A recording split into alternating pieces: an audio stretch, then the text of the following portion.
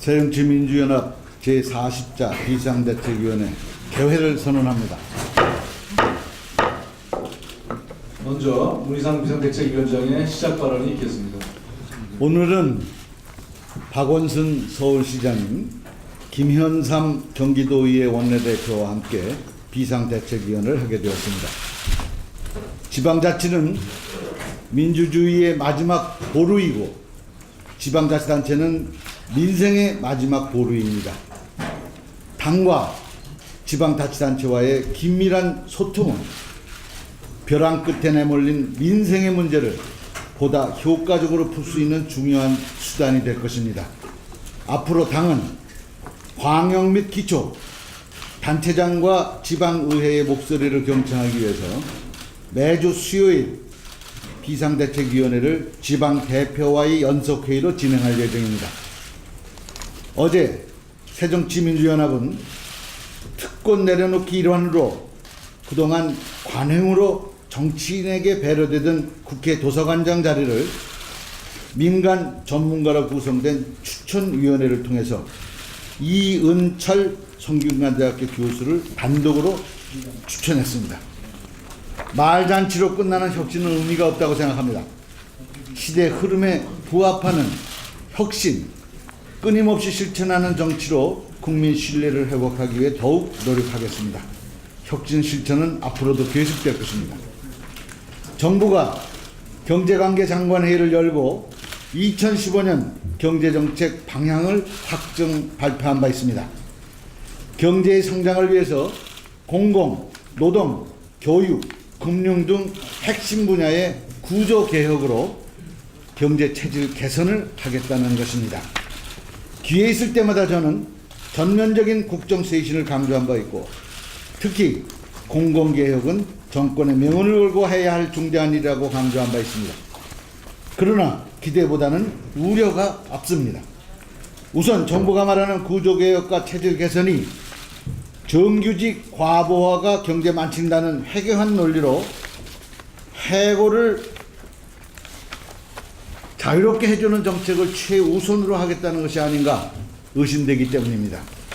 2015년 정부의 경제 방향은 입으로 가계소득 증대를 외치면서 행동은 재벌 특혜 증대를 택하는 모순된 경제기조라고 생각합니다.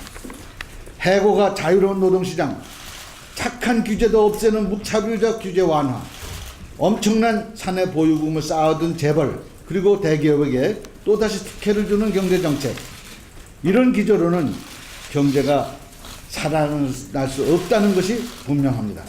언제 터질지 모르는 가계부채 폭탄, 가계부채 증가 속도보다 2배가 빠른 자영업자의 부채, 국민들 대부분 빚 갚느라고 허리가 휘고 있습니다. 새누리당도 뿔이 났습니다. 공무원 연금 개혁에 대한 국회 논의를 시작하지도 않았는데 정부가 사학연금, 국민연금에 대해서도 개혁하겠다고 하니 여당도 뿔이 날만도 합니다. 정부의 발표는 공무원 연금처럼 당사자를 배제하고 군사작전하듯 빨리 해치우겠다는 선전포고처럼 들립니다. 불통정부다운 발상입니다. 정부의 경제 방향 전면 재검토되어야 한다고 생각합니다. 이미 재벌의 궁궐은 돈이 차고 넉넉합니다. 그러나 서민들 텅 빈 지갑에는 청구서만 넘쳐나고 있습니다. 지금 정부가 채워야 하는 것은 재벌의 금고가 아니라 서민들의 텅 빈 지갑임을 유념해야 합니다.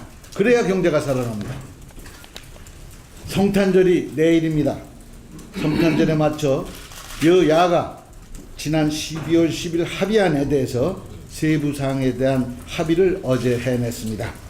국민들에게 성탄절 선물 꾸러미를 준비하시느라고 불철주야 동분서주하셨던 양당 원내대표님과 정책위원회 의장님, 원내 수석 부대표와 실무자 여러분께 감사의 말씀을 드립니다. 감사합니다. 이상입니다. 예, 어제 12.3 원내합의가 있었습니다. 우영근 원내대표의 발언이 있겠습니다. 네, 먼저 박원순 서울시장님, 김현삼 우리 새정치민주연합의 경기도 대표님 회의 참석을 진심으로 환영합니다. 내일이면 예수 그리스도 탄생을 기리는 성탄절입니다. 모두에게 작은 안식이 될 수 있고 사랑과 용서의 메시지를 나누는 뜻깊은 크리스마스가 되기를 바랍니다. 그러나 국민의 마음은 편치 못합니다. 지난 20일 한 언론사가 실시한 크리스마스에 대한 조사 결과를 보면 국민 10명 중 6명이 올해 크리스마스가 즐겁거나 기대되지 않는다고 했습니다. 그 이유로는 경제적으로 여유롭지도 못하고 상대적인 박탈감을 느끼기 때문이라고 했습니다. 실질 임금의 감소, 소득 양극화, 가계부채 증가로 요약되는 박근혜 정부의 경제 실정이 국민의 마음을 무겁게만 합니다. 하지만 어렵고 힘들어도 성탄절만큼은 소외된 이웃들을 살피고 사랑과 나눔을 실천하는 날이 되기를 바랍니다. 어제 7시간 동안에 걸친 마라톤 협상 끝에 임시국회 정상화에 대한 합의를 이끌어냈습니다. 약속과 신뢰의 정치를 하고 싶었고 민생 회복을 위해서 정치권이 작은 돌이라도 쌓겠다는 심정이었습니다.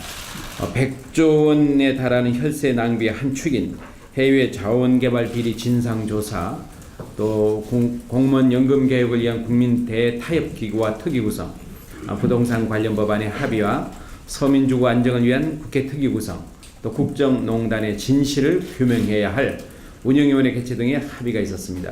특히 공무원 연금 개혁과 관련해서는 우리 당이 제안한 국민 대타협기구 구성에 대한 구체적이고도 명시적인 내용을 담아냈습니다.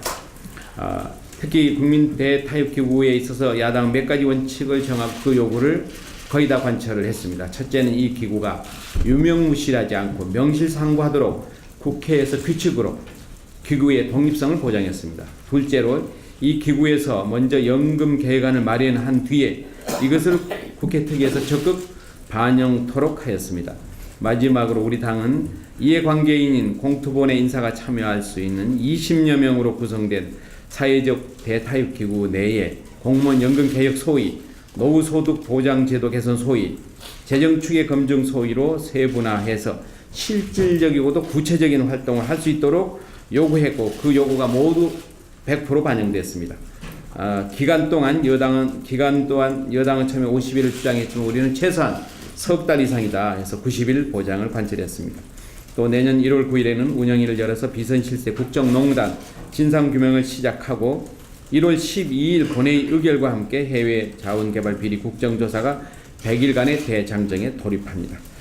혈세 낭비와 국정농단을 바로잡는 일은 국민의 지엄한 명령이자 국민을 대신한 야당, 우리 국회 모두의 책무이기도 합니다.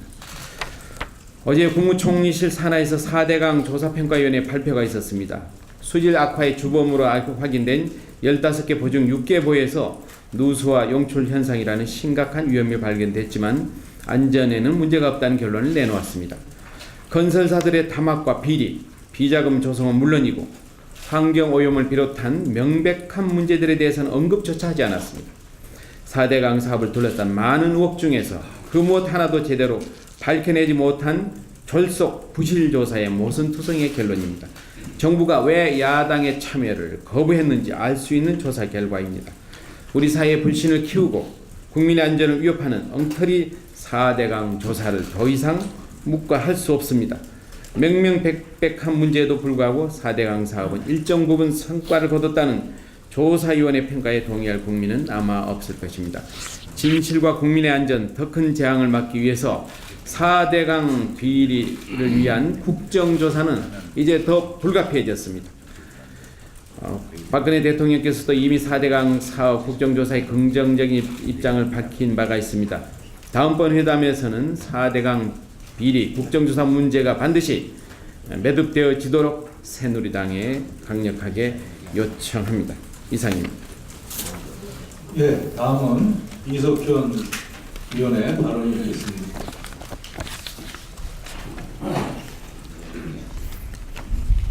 예, 성탄절에 메리 크리스마스라는 인사를 드려야 하지만은 그러기에는 국민의 삶이 너무 고단해서 마음이 무겁습니다.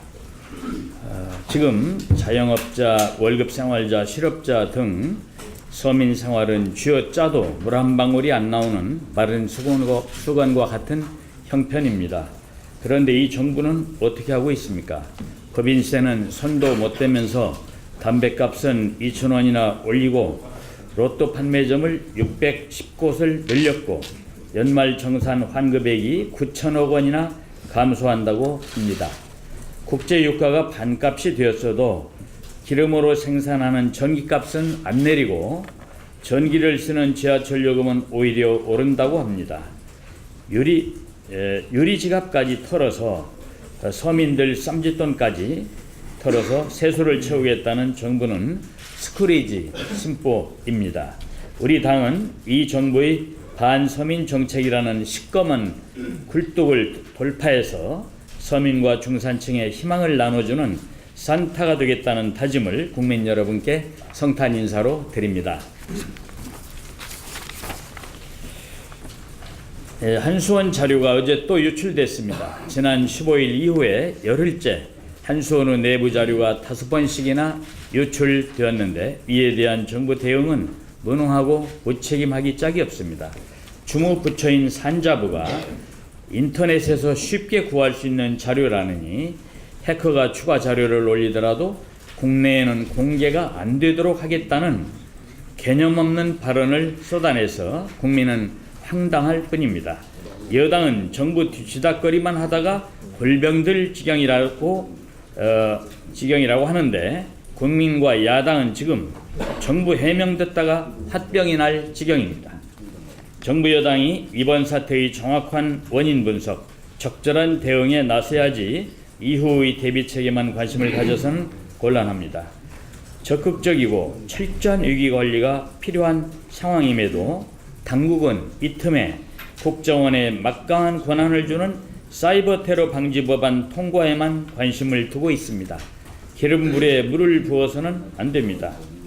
대선 때 정치 개입 의혹을 받고 있는 국정원에 사이버 공간을 송두리째 맡기자는 것은 고양이에게 생선을 맡기자는 말과 다름이 없습니다.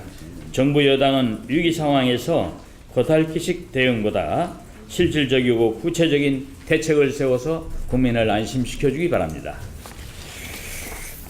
4대강 사업조사평가위원회 조사 결과에 의하면 6개 보호에서 물이 새는 것으로 확인이 됐고 가뭄 때 용수가 부족한 지역과 수량이 늘어난 지역이 불일치하며 물 흐름이 느려진 것이 4대강 수질 악화의 원인이라고 지적했습니다.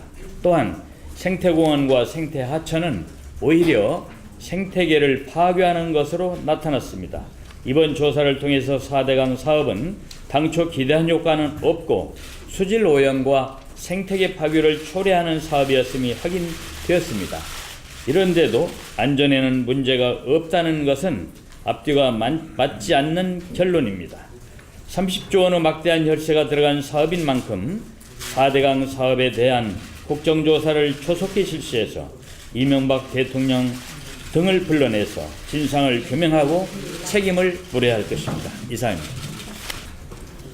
네, 어제 통일부가 북한의 요청으로 개성공단을 방문하려던 저희 당의 박지원 의원의 방북을 불허했습니다. 불허 이유가 고작 정치인이 거듭 방북하는 것은 적절하지 않다는 것입니다. 남북 간 경색 국면이 장기화되고 있는 상황에서 대통령 특사를 보내도 모자를 판에 정치인이란 이유로 방북을 불허하는 것은 이 정부가 과연 남북관계 개선에 대한 절실함이 있는 것인지 의심하지 않을 수 없습니다. 정부가 북한과 대화하자니 부담스럽고 야당 정치인이 북한과 대화하는 것은 또 불편한, 즉 남주긴 아깝고 내가 갖기는 싫은 심보가 아닌지 묻고 싶습니다. 내일 크리스마스를 맞아 북한 동포에게도 성탄의 은혜가 가득하기를 빌겠습니다. 이상입니다. 예, 다음은 인재근 위원의 발언이 있겠습니다. 국무조정실 4대강 사업 조사평가위원회의 조사 결과 발표가 있었습니다. 장장 1년 4개월에 걸친 조사 결과는 4대강 사업이 문제도 많지만 성과도 있었다는 것이었습니다. 시민환경단체가 불참한 위원회라는 한계가 있었지만 평가위원회는 4대강 사업으로 수질이 악화되고 하천의 생태계가 파괴되었다는 것을 공식적으로 인정한 셈입니다. 이 보고서는 4대강 사업을 아무리 좋게 평가해 주려고 해도 이렇게밖에 할 수 없다는 정부의 자기 고백입니다. 그러나 이 보고서를 아무리 살펴봐도 22조 4천억을 들여서 어떤 경제적 효과를 보고 있는지 알 수가 없습니다. 급증한 녹조류는 정수장에서 잘 처리하면 되니 수돗물 너무 걱정 말라는 변명 같지 않은 변명만 쏟아낼 뿐이었습니다. 드디어 정부의 아전 인수식 조사가 끝났습니다. 이제 국회의 차례입니다. 4대강 국정조사를 통해 진상조사와 책임 규명을 반드시 이루어야 할 것입니다. 청와대와 새누리당도 국민들 앞에 입장을 분명히 해야 합니다. 숨고 피한다고 해결되지는 않습니다. 국민의 의혹과 불신만 더 커질 뿐입니다. 4대강 사업에 자신이 있다면 당당하게 국정조사에 임해야 할 것입니다. 이상입니다. 예, 다음은 원혜영 위원의 발언이 있겠습니다. 한미일 정보 공유 MOU 추진한다는 보도가 있었습니다. 한미일 간 군사정보 공유를 위한 양해각서 체결이 임박했다고 합니다. 정부가 밝힌 게 아니고 일본 언론의 보도입니다. 지난 2012년에도 이명박 정부가 한일 군사정보 보호 협정 체결을 비밀리에 추진하다가 드러나서 무산된 바가 있습니다. 박근혜 정부 또 꼼수를 부리고 있습니다. 국가 간 협정이 아닌 기관 간 약정으로 추진하고 미국을 끼워 한미일 3국 간 약정으로 진행하면서 국민과 국회를 속이고 있습니다. 지금 일본은 집단적 자유권 행사를 사실화하면서 군사 대국화기를 걷고 있는 아베 집권이 장기 집권 토대를 구축한 상태입니다. 이러한 시점에 안보에 직결되는 군사 정보를 국회 비준 없이 넘겨줄 수는 없습니다. 정부는 속히 비밀리에 추진하고 있는 양해각서의 실체를 밝히고 국민의 목소리에 귀를 기울여야 할 것입니다. 어제 우리 당은 국회 도서관장을 국민에게 돌려주겠다는 약속을 이행을 했습니다. 그러나 우리 당만의 결단으로 실천할 수 있는 과제는 극히 제한되어 있습니다. 여야가 함께 협의해서 결정할 과제들이 대부분의 혁신 과제들입니다.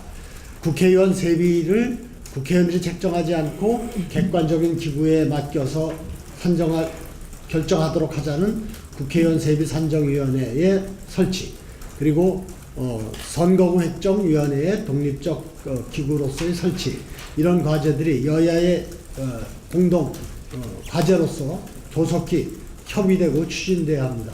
그런 점에서 새누리당은 정개특위의 빠른 설치와 운영에 대해서 적극적인 태도로 임해 주시기를 당부드리겠습니다. 예, 비상대책위원회 발언 순서를 마치고 다음 오늘 특별히 참여해 주신 박원순 서울시장의 발언이 있겠습니다. 네, 오늘 제가 1일 비대위원으로 이렇게 참석을 하게 됐는데요.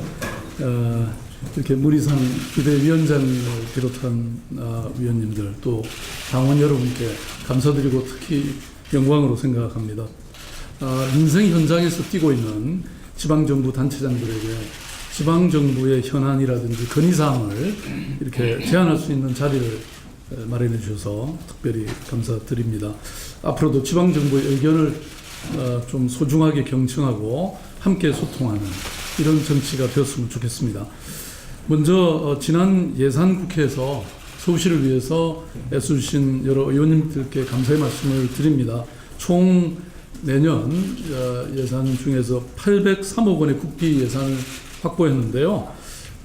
제가 기재부라든지 여러에 많은 얘기를 했습니다만 역시 저희들 챙겨주는 곳은 당밖에 없었습니다. 우리 우영근 원내대표님이 이렇게 사령탑으로 해서 우리 특히 여기 민병두 의원님 계시는데요. 아니면 수십 차례 저같은 뛰셨다는 말씀 제가 들었습니다. 고맙습니다. 저는 최근 며칠 동안 서울시 희망온돌 사업을 돌아보면서 많은 시민들을 만나 뵐 수 있었는데요. 시민들이 제게 주신 말씀들은 이런 겁니다. 정치가 국민을 걱정이 되는데 오히려 국민이 정치를 걱정한다. 좀 민생을 제대로 살펴달라. 이런 내용들이었습니다. 아마 다 듣고 계실 텐데 우리 당에서 오늘 이 꽃달기 행사를 한 을지로위원회의 사업은 바로 그런 우리 시민들의 요구를 받아 안은 저는 탁월한 사업이고 정책이다 이렇게 생각을 합니다. 오늘 그 버스 서울시내 버스 중앙차로에서 일하고 있는 그 노동자들의 이 노사 협상을 우리 새정치민주연합의 을지로위원회가 이끌어냈는데요. 서울시에는 여러분 잘 아시는 것처럼 한 2년 전에 비정규직 노동자 한 7천여 명을 정규직으로 전환하는 그런 조치를 취했습니다. 근데 이 간접 고용 상황에 있는 노동자들도 한 10,000명이 있는데요. 이 노동자들을 근원적으로 어떻게 이 정규직으로 이렇게 할 수 있을지 저희들이 많은 고민을 하고 있는데 오늘 이 일이 굉장히 중요한 단서가 될 것 같습니다. 그 또 한 가지 몇 가지 이 건의사항을 좀 말씀드리려고 하는데요. 먼저 지방 그 재정권과 조직권에 관한 것입니다. 뭐 여러 차례 말씀을 드렸습니다만은 지금 현재 민선 지방자치가 도입된 지 20년이 이제 넘었습니다. 사람으로 쳐도 성인이 됐는데 아직 우리 지방정부는 중앙정부로부터의 예속을 벗어나지 못하고 있습니다. 저는 지방정부의 이런 자율성은 국가의 경쟁력에도 저는 굉장히 중요한 관건이라고 생각하는데요. 잘 아시는 것처럼 국세와 지방세 비율은 지금 8대2입니다. 이런 반대로 4대6, 그러니까 지방사무가 6에 해당하고 있습니다.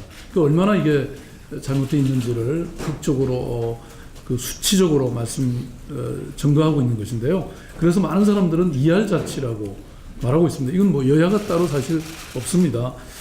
뿐만 아니라 제가 뭐 부시장 한 분을 더 추가로 임명하거나 시국장 한 명 더 추가로 임명하려고 해도 안행부의 허가를 받아야 되는 그런 상황입니다. 그래서 이 부분에 관해서 새정치민주연합에서 좀 적극적으로 아마 하시면 저는 이게 얼마든지 가능하지 않을까 이렇게 생각을 하고 있습니다. 두 번째는 이제 전당대회를 앞두고 당 조직에 관해서 잠깐 말씀드리면 지금 참 좋은 지방정부위원회가 이 조직국 산하에 있는데요. 이걸 조금 더 독립부서로 만들어 주시면 훨씬 더 이 지방정부와 우리 당과의 사이에서 제대로 된 가교 역할을 할 수 있지 않을까 이런 생각을 합니다. 뭐 지금 우리 당에서 이 어떤 공공혁신이라든지 이런 쪽을 굉장히 추진하고 계신데요. 사실 서울시도 지금 4탄까지 공공혁신을 발표했습니다. 그 중에 뭐 이른바 김영란법이 아니고 박원순법이라는 걸 지금 발표를 했는데요. 아무튼 이런 것들도 저는 우리 중앙당과 함께 전체 지방정부에 할 수 있는 일이 많지 않을까 싶고요. 세 번째 건의드리고 싶은 것은 여기 서울시 꼭 필요한 법안인데요. 지금 현재 우리 박수현 의원님하고 또 김상희 의원님이 대표 발의를 하셔가지고 도시정비법 일부 개정 법률안이 나가 있습니다.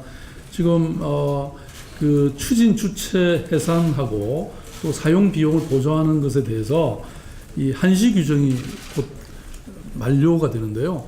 이게 연장되지 않으면 지금 정비 예정 구역이 서울 지역에 한 344개나 있는데 이게 여러 가지 어려움에 처하게 됩니다. 뭐 주민들이 우선 굉장히 큰 불편을 초래하게 되는데요. 요거 연장 될 수 있도록 우리 대표님, 원내대표님 꼭 좀 특별히 관심 가주시면 좋겠고요. 마지막으로 이제 용산공원 문제입니다. 이게 사실 용산공원이 다 이전하도록 돼 있었는데 최근에 이 일부는 여전히 군사시설을 존치한다든지 그 바깥에 있는 일부 지역을 또 이 매각하는 과정에서 이게 도시계획권이 서울시가 갖고 있지 못합니다. 협의는 하게 돼 있지만 사실상 지금 일방적으로 추진되고 있는데요.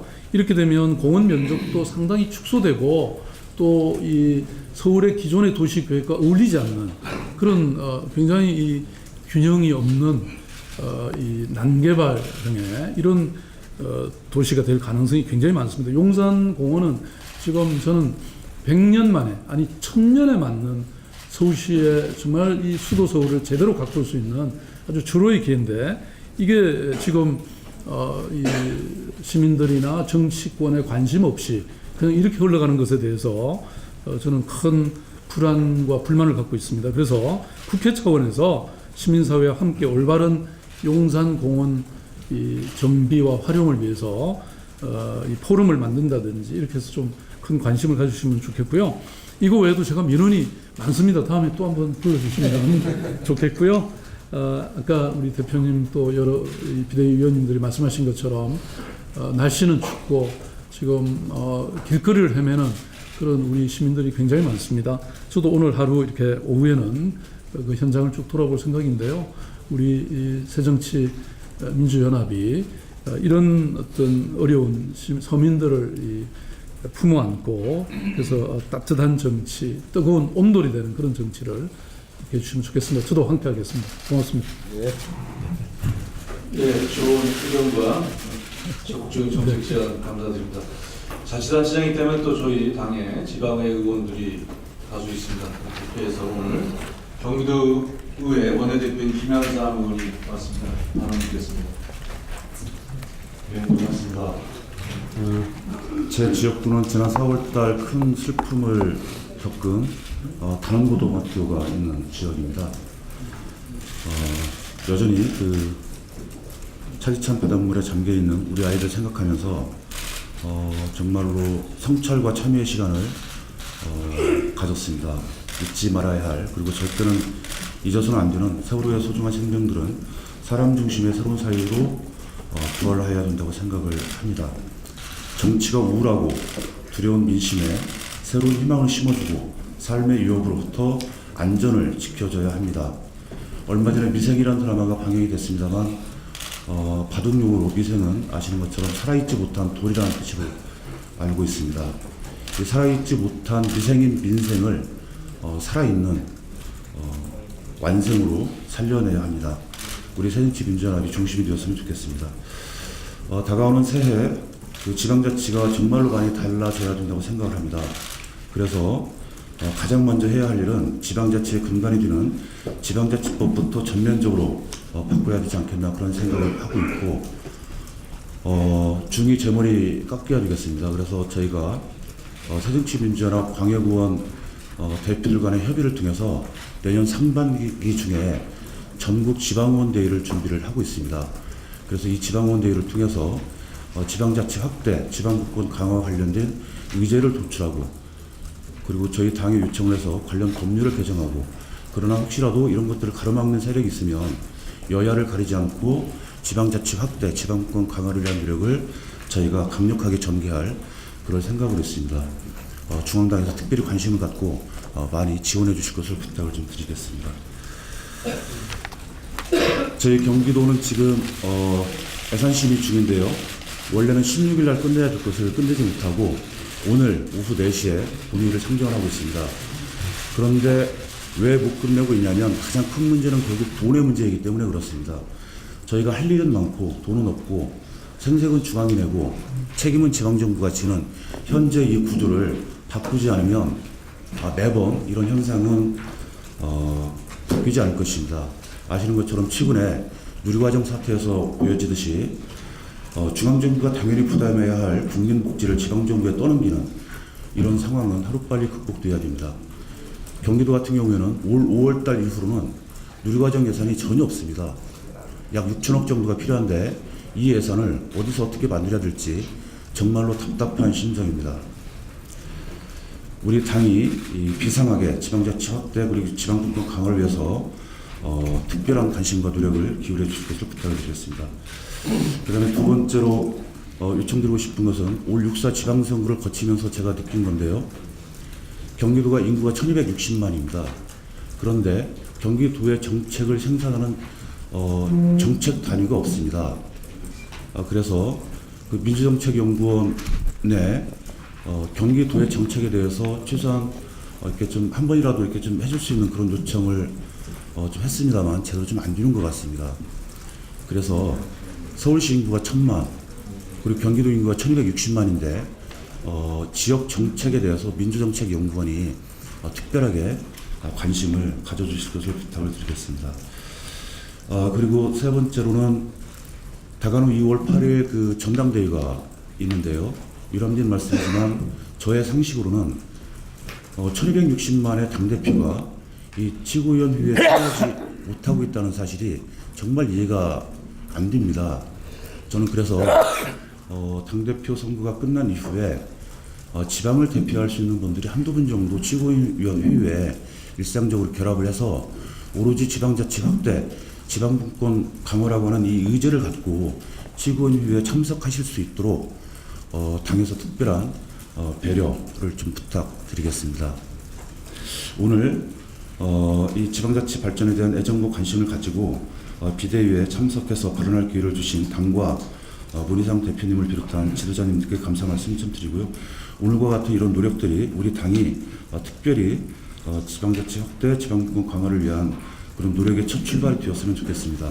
앞으로도 당의 중앙과 지방의회 그리고 지방자치단체 간의 끊임없는 소통으로 균형 발전이 이루어져서 한국 사회의 새로운 성장 동력으로 지방자치가 자리매김할 수 있기를 소망합니다. 감사합니다.